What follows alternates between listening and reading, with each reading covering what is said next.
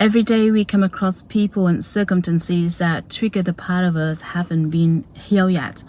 And as a result, it causes us an emotional turbulence within that make us feel fearful, doubtful, worried, insecure. And until we know it, we already drowning ourselves into the flood of emotion and didn't know how to get out. Life doesn't have to be this way. If we learn how to handle these triggers, we can use this as an opportunity for our personal growth and healing. And so I'm going to share with you a step-by-step in this video how I handle these triggers with ease and grace. So the first thing here is to really acknowledge how you feel.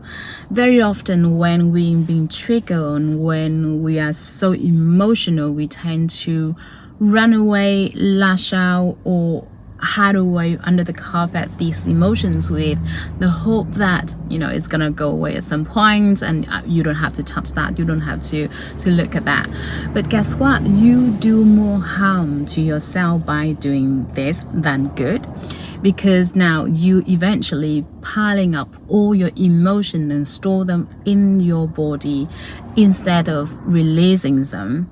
So that's not good, because the more you pile up your emotions, one day maybe the small things can happen and you never know what's going to happen after that, right? So first step, acknowledge how you feel. The second is to really name them, whether you can say them out loud. I feel fearful, doubtful, insecure, or like me, I like writing, so I tend to write down my feelings and my emotions, because for me is when I write things down, I can see them, and if I can't see them, then they are not a part of me, they are not me. For example, if I can see the car, if I can see a person, then the car and the person is not me. It's become an object for me to see. And step number 3 is to embrace this feeling. I would say this is the most difficult step. It's because you have to be there for these emotions. Sometimes we say that we become our best friends, and this is just a perfect moment for you to really strengthen that friendship between you and yourself, that relationship between you and yourself.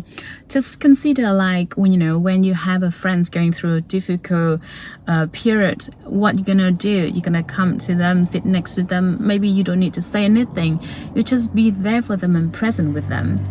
Guess what?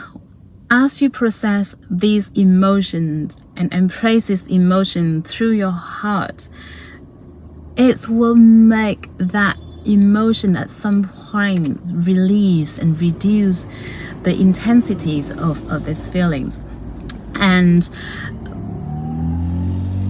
maybe in a short period of times, you're gonna feel more at ease and calmer.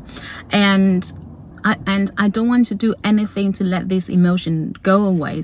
I want you just to be there and to be present with these emotions and send love to these emotions and feel deeply within your heart these emotions. And step number 4 is gratitude.